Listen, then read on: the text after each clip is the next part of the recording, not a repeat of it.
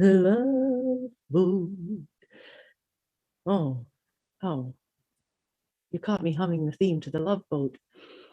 Um, my name is Tanis, and I'm here for another Heritage Live, and this time we are calling it Love is Eternal. We missed St. Valentine's Day, but as we will see a little further along, there are lots of days throughout the year, throughout the world, that people celebrate love. Love is always in the air, especially in mid-February on St. Valentine's Day.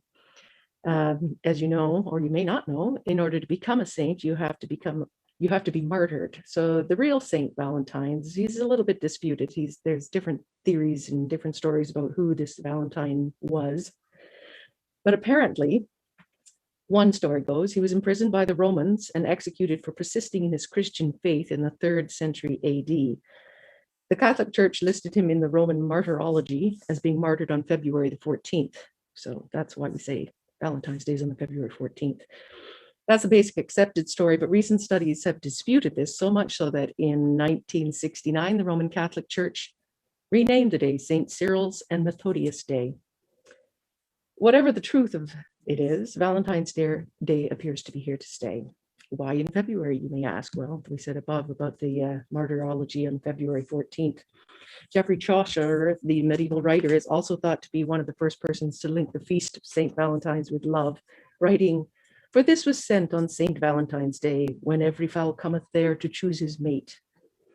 But even before Chaucer, a simpler tradition existed in ancient Rome on February the 15th, which is pretty close. This was the so-called pagan festival of Lupercalia, and it was a fertility ritual that was Christianized and eventually became St. Valentine's Day. So the root of the word Lupercalia, luper, is wolf.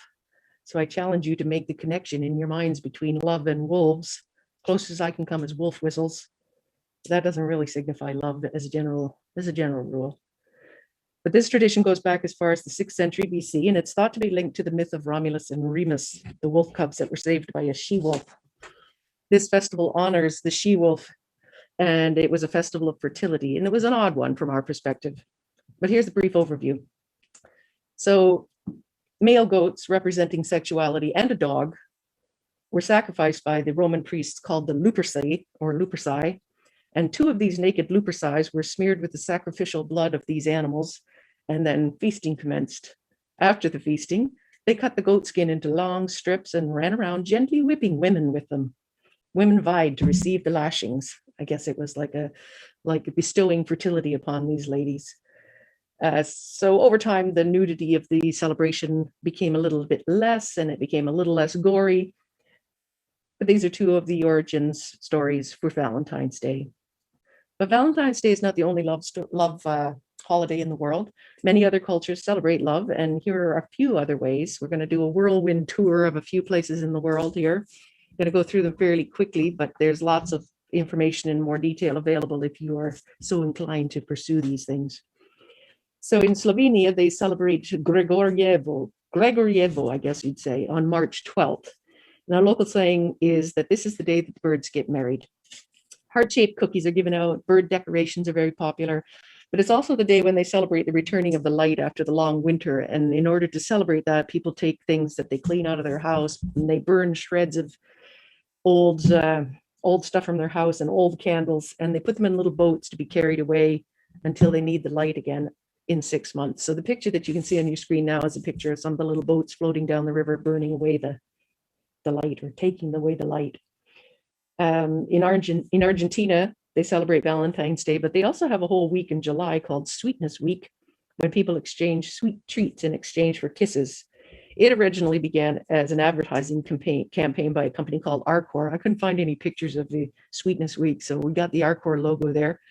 But that's only one of the few things in the world that have become commercialized. We'll talk a little bit more about the commercialization of love a little later. A Valentine's Day tradition in France was called the Loterie d'Amour. It involves groups of single men and women. They gathered together, and the men chose the women they were interested in. But if a woman was not chosen, the tradition was for her to burn pictures of the men and yell insults at them.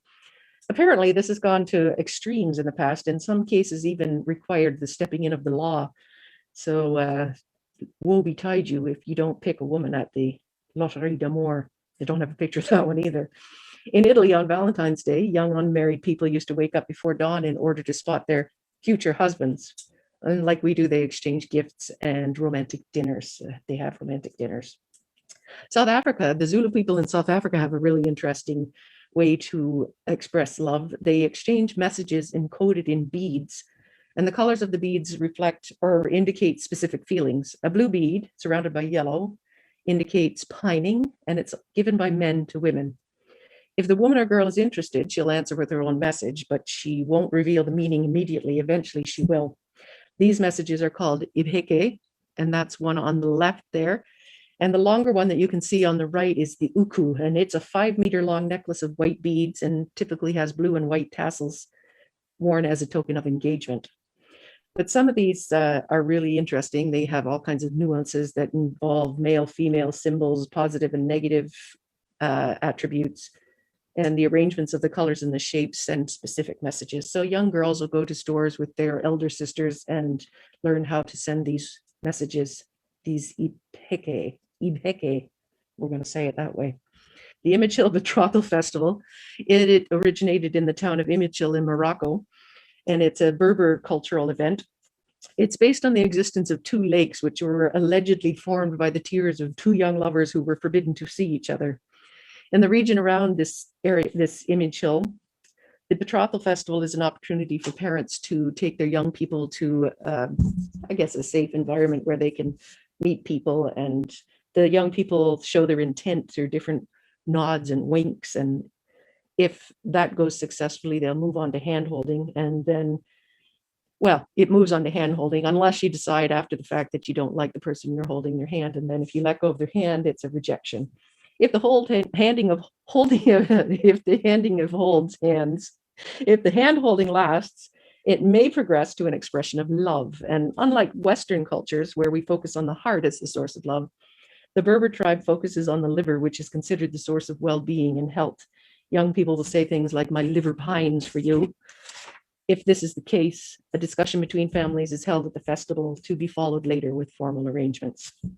So here we have a picture of the Imagil Betrothal Festival with some of the people there winking and nodding at each other.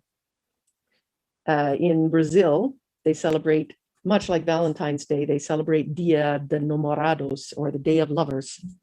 It's celebrated on June 12th. And June 12th is St. Anthony's Day, and he's the patron saint of marriage, apparently. So one custom is for single women to perform rituals known as simpatias, hoping to be the next person to walk down the aisle.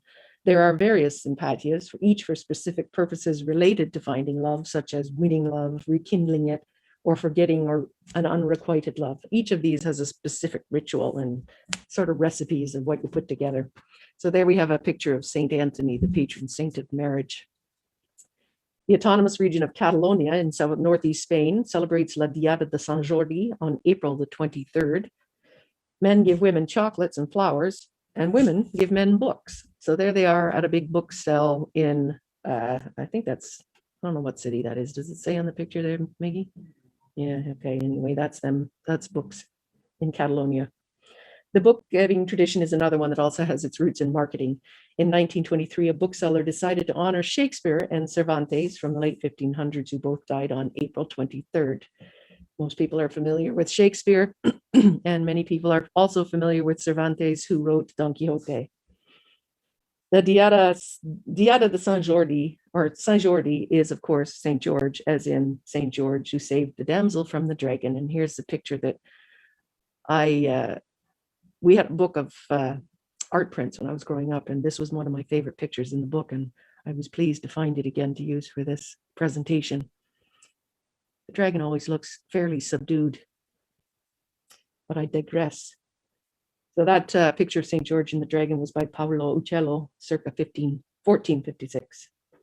So nearby in Spain, they celebrate the feast of Saint Dionysus on October 9th. And for that, men will make marzipan figurines called macadoras that they give to women. And there are some parades and whatnot. There's a picture of some macadoras on sale. Well, I don't know if they're on sale, they're for sale. I guess that's besides the point. In China, they celebrate love with the Qixi Festival. It's a 2,000-year-old festival held on the 7th day of the 7th month of the lunar calendar. It's based on a folk tale in which an immortal fairy falls for a mortal cowherd, making the fairy's mother, the goddess of heaven, so angry that she won't allow them to be together, but she does give them one day, and that's the day of the Qixi Festival. This is the legend called the Weaver and the Cowherd. And the festival involves, well, because she was a weaver, it involves a lot of needlework and weaving competitions. There's also mass weddings, and they pray for husbands. I believe the Philippines also on February 14th does some mass weddings as well. So this is a picture of the Qixi Festival circa 1654-ish. In Hong Kong, they celebrate with the Lantern Festival. It's on the 15th day of the lunar calendar, which this year is pretty close to Valentine's Day. It's also a celebration of love. And there's a picture of some of the lanterns at a lantern festival. Estonia and Finland do something called like Valentine's Day, but they celebrate not just romantic love, but love for friends and family as well. In Finland, it's called Ystävänpäivä, or Friendship Day. So there is a picture of a card. Do you have that picture, Mickey? There's a picture of a card, and the thing underneath it says, what it says is thank you for a man who is a loving, free, and responsible creature. So that might be what you get on Valentine's Day in Finland. Where are we now? In Japan, men receive the chocolates on February 14th. Women do not. But a month later, on March 14th, White Day, women receive the treats. South Koreans have a romantic day on the 14th of every month. Some of these are May's Rose Day, June's Kiss Day, and December's Hug Day. On April's Black Day, people celebrate by eating black noodles. And there's a picture of a popular dish for Black Day in Korea. In Wales, lovers exchange hand-carved wooden spoons to mark the day of Saint Dwynwen, patron saint of lovers. So the spoon that you can see on the right there is a Welsh love spoon. And the one on the left is actually a Norwegian wedding spoon, but it was kind of similar, so I threw it in there just because. This tradition has been going on since the 1500s. So that's a quick whirlwind tour of some of the love traditions around the world. And as these examples show, love is celebrated globally and has been for a long time. For instance, how many of these famous couples from history, both fictional and non, have you heard of? Pyramus and Thisbe, Antony and Cleopatra, Lancelot and Guinevere, Orpheus and Eurydice, Napoleon and Josephine, Odysseus and Penelope, Paolo and Francesca from Ovid's writing, Jane Eyre and Rochester. Iran has Layla and Majnun, Eloise and Abelard, Salim and Anarkali from the Mughal Empire, Shah Jahan and Mumtaz Mahal, of course, famous for the Taj Mahal, and Dante and Beatrice. And those are historic ones. There's lots of current ones, but I don't think we need to go into those. They're pretty obvious. So now we're going to move on from the slides and look at a few items that I have here. Some are from our collection, others are things that I brought in from home. So when I started to think about Valentine's Day and love and whatnot, I thought hearts. So I started to think about where can I find hearts. So I looked through our collection for different things about hearts. I researched about hearts, and I brought in a few things that are hearts. So I'll show you a few pictures first of all. So the usage of the heart as a romantic thing seems to go back to medieval times. Is that a good height, Mickey? So this is a picture from the Middle Ages. It's from the Romance of the Pair, Roman de la Poire, by the poet Thibaut. And this is one of the earliest depictions of someone handing a heart to their loved one. And in this one, it's supposedly symbolic of making eyes at someone. But if you look, you can't probably see it too well. But the heart that he's handing is really kind of like an anatomical heart, not like the heart that we know. This was followed in Middle Ages by a similar picture of someone passing a heart, but this one is starting to look a little more like the stylized heart that we're accustomed to. So this person's getting an actual heart handed to them, giving them their whole heart. And this led to things like books shaped like hearts in the Middle Ages. So this one is from the the person who made this was known as the Master of the View. No, sorry. This is a medieval heart-shaped book, and it is visible in this painting, which was by the Master of the View of Saint Gudule. This was done before 1480 in Brussels. So this guy's really moony-eyed. He looks absolutely smitten, not to say a little foolish. So there's some heart examples. And then there's something from the, oh, where's my little sticky note go that I didn't get it right. Anyway, this is called a chanson, and it's about love. It's by Baude Cordier, and it's from something called the subtler art of the 14th century. So in the case of music, it was also called eye music because the musical notes are written in the shape of this heart. So it's like a picture as well as music. So that was a kind of a trend that was going on at that time. And then I have this one, and it says at the bottom that it's by a woman. It's the open country of woman's heart. It says by a woman, but it was actually by Daniel Kellogg who created it in mid 1800s. And he was a lithographer. But if you look at the heart, it shows women as sentimental, selfish, vain, superficial creatures for the most part, although true love is found at the center. And at the tip, you can find sense, patience, and prudence. So just to give you an idea of some of the territories on here, at the top, we have the province of Deception, and we have the promontory of Golden Fetters. And right here on the edge, there's Old Man's Daring Bay.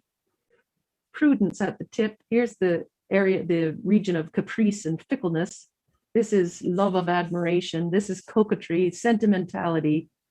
And here's the city and district of love at the center. Platonic affection, sentiment, hope, enthusiasm, good sense, and discrimination.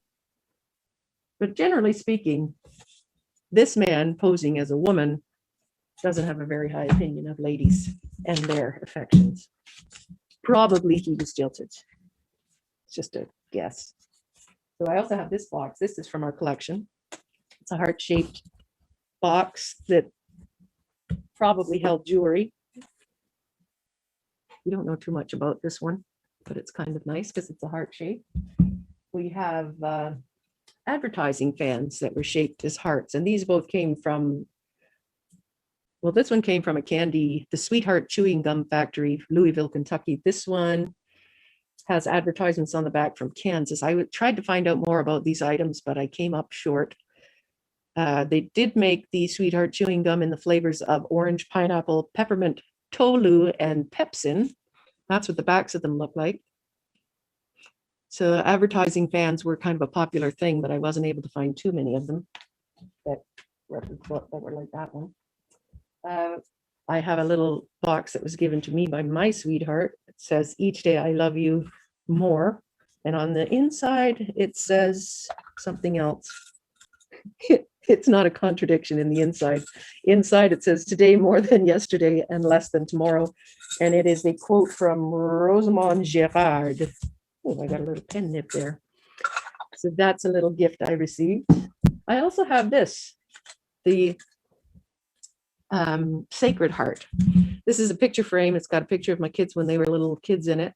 The Sacred Heart typically is nothing much to do with love between humans. It's more to do with the love of Jesus for mankind. It usually has flames, the cross. If it has things like, I don't have my notes about that. Anyway, if it has different symbols on it, it means different things, but they're all typically related to religion. Excuse me. What other heart? Oh, and so then that also made me start to think about hearts and playing cards. So I looked into that, found these nice little kitten and lady playing cards in our collection.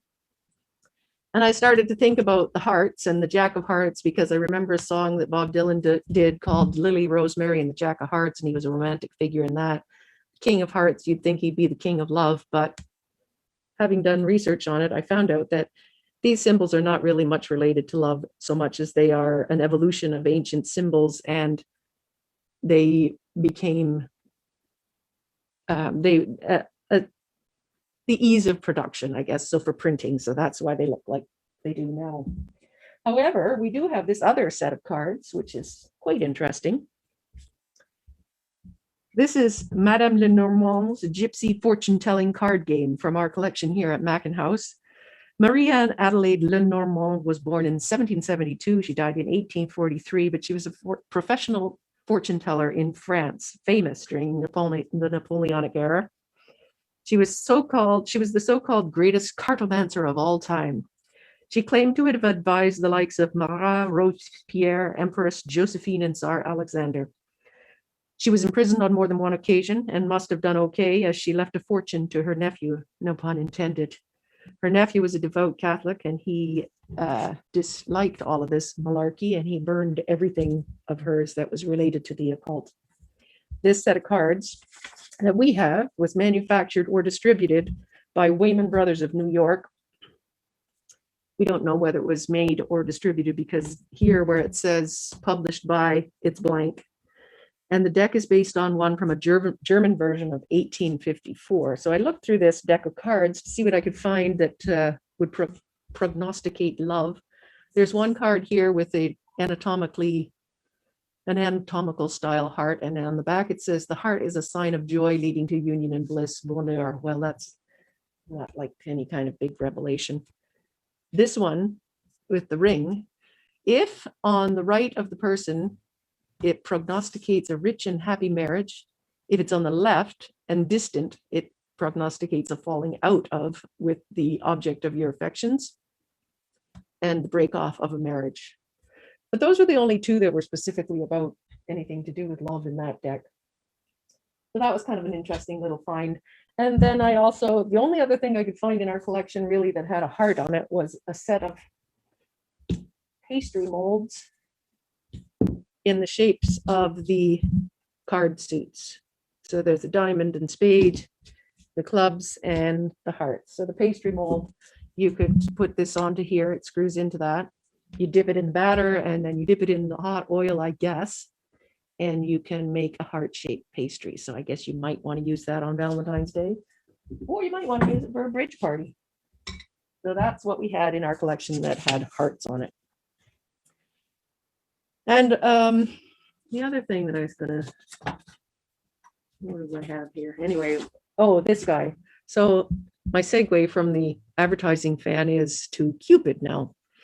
So Cupid was the next thing I thought of when I started to think about love, and I learned that there are different positions and arrangements for the Cupid that mean different things. So this picture of Cupid as a representative of passionate desire, it's a picture of a Roman copy of the Greek Eros, or the Roman Amor, which is basically Cupid. So here he is here. If you see a picture of a reclining Cupid, it's representative of languishing love. If you see a picture, here's a picture of, it's Piero della Francesca's blindfolded armed Cupid, circa 1452. So I guess love is blind, I guess. I'm assuming that's what they're getting at there. I like this one. It's Cupid carving his bow from the 1620s by Francois Duquesnoy.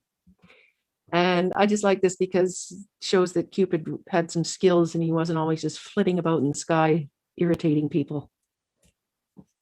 Speaking of irritating people, this is the story of Cupid the Honey Thief, represented by this painting by Lucas Grenache the Elder from 1525. And the story of Cupid and the honeybees or the honey thief, is that Cupid went and he stole the honey. And of course he got stung. So he went up to Venus and was crying to his mother about his sad fate with the bees. And Venus apparently said to him, yes, but you too are small and deliver a sting. So he didn't get too much sympathy. And then I have a picture of Cupid riding a dolphin. Apparently this is a quite common representation of Cupid. I read, this one is by, it was done in 1630. And I read that this represents Cupid, or The Wild Ride of Love, but I believe there's also more information in A Myth About Dionysus and Dolphins, but we digress on that subject, so we'll leave it at that with Cupid. So what's another thing we associate with love and Valentine's Day? It's flowers. It seems that people in the Victorian era were quite conversant with flowers. They would make bouquets that represented different things. Let me get rid of some of this stuff. And they assigned meanings to all these different flowers. And in France in 1830, Aimé Martin published the Language of Flowers book. So this is like the inside cover pages of it that I printed off. And so in this book, they had all kinds of meanings for all different flowers. So you could go through that and pick it out and send a whole big long message to the person that's receiving the flowers. But they also had the hour or the dial of flowers, and it gave the blooming and blooming closing time for all the flowers as well. So the Victorians started out with all these flowers, and they extracted meaning from mythologies. And even today, certain rose colors are supposedly associated with different types of love. If you go to a florist, they can often tell you about it. So that's the language of flowers. And then the Victorians began with, well, no, the first commercial Valentine, they think, well, it wasn't really commercial, but the person that first started the sending of Valentines that later became the commercialized selling of Valentines was the French Duke of Orleans, and he gave it to his wife in 1415. But it was a long time before the idea caught on. And then it was mostly the Victorians that started it. So from Cupid, we have a Victorian, well, no, it's 1910. It's a Valentine of Cupid strumming his harp, I guess. Then we have this one says, "My heart is thine, sweet Valentine," also from 1910. These two are swooning on a fingernail moon, "To My Valentine," 1910 as well. Then there's a couple that have, we've really gone to abbreviated versions. We have these ones here, and they say different things. This one says, "I wish for you a little maid demure and sweet, with eyes as blue as heaven, to keep your house so trim and neat, and breakfast have at 7. Such little maid, to tell you true, is the one who sends this card to you." And this one says, "I wish for you, little man, with manners always beautiful, with clothing always spick and span, his pleasure to be dutiful. And if you're sharp, you will agree, the portrait is describing me, your Valentine." So they had quite long, convoluted messages on them sometimes. And here's a fancy one. But the Victorians also did something called vinegar Valentines. So they were typically fairly insulting. This one, "The simpering mist, the smile that on your face appears, stretching your mouth to meet your ears, you think no doubt as sweet as honey, whereas, dear girl, it's only funny."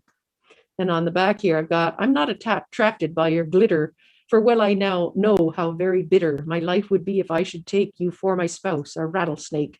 Oh no, I'd not accept the ring, or evermore 'twould prove a sting." He's quite a dapper little lizard though, isn't he? And there's another example here. I won't bore you with the reading of all of them. And this one says, "Here's a pretty cool reception. At least you'll say there's no deception. It says as plain as it can say, old fellow, you'd best step away." So they weren't all about love. Some of them were rejections. But Valentines have evolved into these sort of, I don't know, these ones I got at Valentine's in the dollar stores. So they're fairly simplistic. They don't have the fancy long rhymes or anything like that. They have pat little sayings like, "Be mine, I like hanging out with you, I really dig you, you're a perfect Valentine." The ubiquitous "you're out of this world" with the rocket ship. These ones have little puzzles on the back, though. They never did that when I was a kid. So that's Valentine's. Let me see where I'm at now. So the other thing we do on Valentine's Day is candy. So we had a couple of candy boxes in our collection. We have this one with pictures of couples swooning, and what are they doing? They're playing music. They're out in the parks. So this one held Riley's Toffees. This one has a apparently courting couple, and this one also held candy. So an interesting story about candy boxes and giving candies is that there was the Whitman sampler was quite a popular thing. So the Whitman Candy Company began in 1912 making gourmet chocolates. And they were known for a few things. One is that they were the first people that wrapped their boxes in cellophane for freshness. And their boxes also had the fancy French edge on the box bottom and lid. So that's like there's a little overhang on the boxes. But also during World War II, women working on the production line at the Whitman Candy Factory would tuck notes of support into the boxes for the servicemen. Whitman's shipped over 6 million pounds of chocolate to soldiers free of charge during the war. In 1868, Cadbury's produced the first heart-shaped box of chocolates just in time for Valentine's Day. And many people reused these boxes to save love letters and mementos and whatnot. And the Hershey Kisses that we still have around today were first produced in 1907. And then there's the cinnamon hearts. I personally can't tolerate them. I don't like them at all, but many people do. The Ferrara Pan Candy Company first made these, and they called them Cinnamon Imperials in 1932. But later on, they shaped them into hearts, and they've been with us ever since, although I don't think that company makes them anymore. The other candy that you might be very familiar with for Valentine's Day are the conversation hearts. So I have some of these in this little bowl. These evolved from Chase Oliver's 1847 invention of a lozenge cutting machine. It simplified the mass production of these candies. His business became Chase and Company, which then became the New England Confectionery Company, or NECO. The lozenges were known as NECO wafers or motto lozenges after they started printing mottos on them in vegetable dye in 1886. In 1902, the lozenges were then cut into heart shapes and they became known as conversation hearts. These are the ones that I purchased this year, and whoever's making them these days is just stamping them. They don't have color writing on them anymore, so I outlined these in pencil. One of them I didn't outline very well. These ones say, love you, you rock, text me, has become modern, XOXO, hug me and kiss me. So there's some of the hearts. But in the older days, when they first came out, they had big long things on them, front and back. For instance, one said, how long shall I have to wait? Please be considerate. And another one had the question on one side and the answer on the other. It says, why is a stylish girl like you a thrifty housekeeper? And the other side, which involves a homonym, because she makes a big bustle about a little waist. And now we have fax me, groovy, be mine, kiss me. So then we're almost done here. Got a couple more things to show you. I have a couple of odd little items that we found in our collection that I will show you that have to do with love. One of which is this little thing. It's the mood meter. It was a sort of a gimmicky kind of thing that people could buy at one point. So the mood meter, the green is for men and the red is for female. So it has things on it like coax me, too tired, tomorrow for sure. I'd rather watch The Late Show. Just a flat out no. And this reminds me of the map of the lady's heart. It doesn't have a very good impression of what ladies think. And here it is. Now about that mink. So we could have it on here for the man. It would be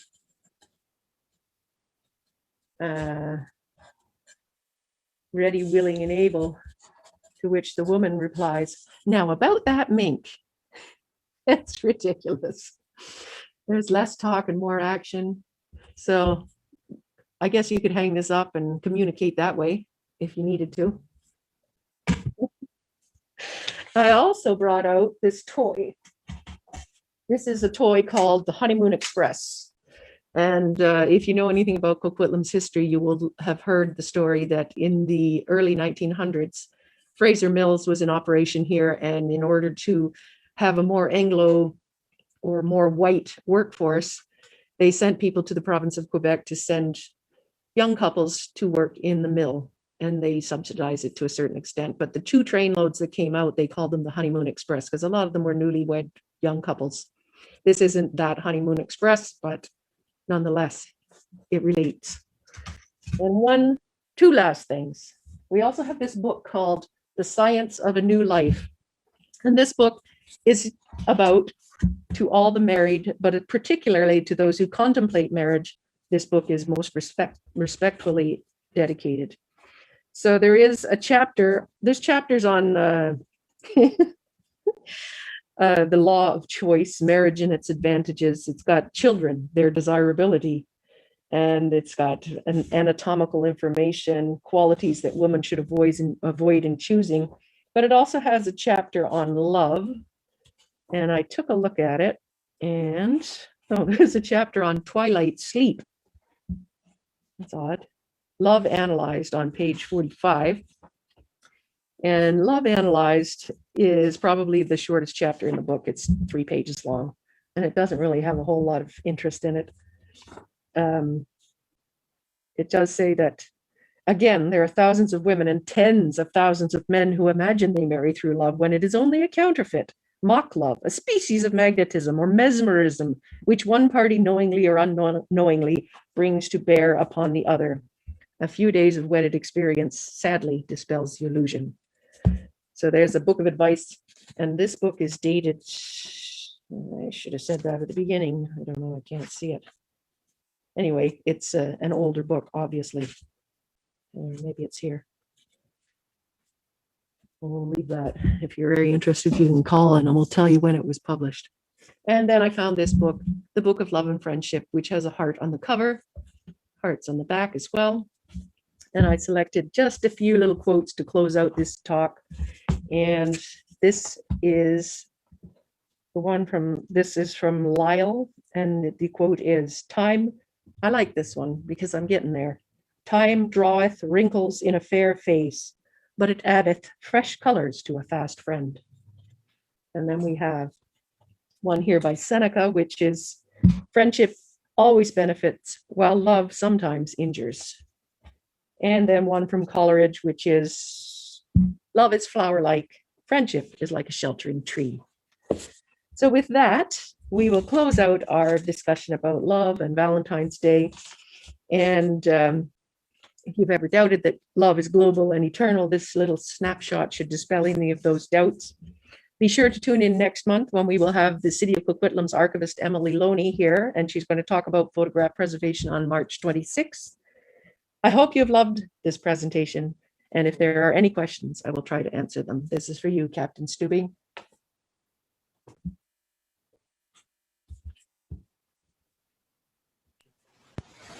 It doesn't look like we have any questions. Righty then. That's a wrap. See you next time.